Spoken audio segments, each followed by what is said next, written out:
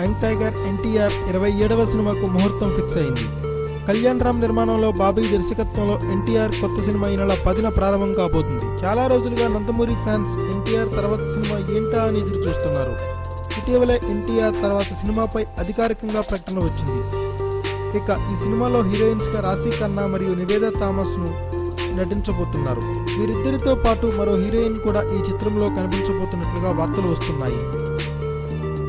ఎన్టీఆర్ ఈ చిత్రాన్ని చాలా ప్రతిష్టాత్మకంగా తీసుకున్నాడు.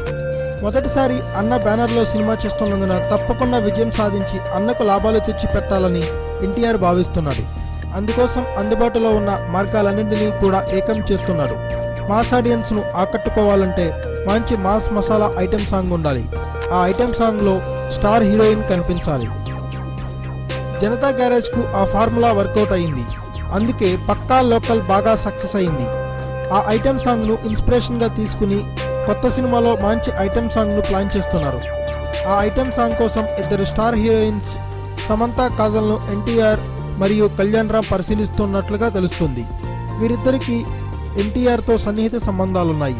ఆ కారణంగా తప్పకుండా ఐటెం సాంగ్ లో నటించేందుకు ఒప్పుకుంటారని సినీ వర్గాల వారు చెప్తున్నారు. Thanks for watching. Please subscribe our channel.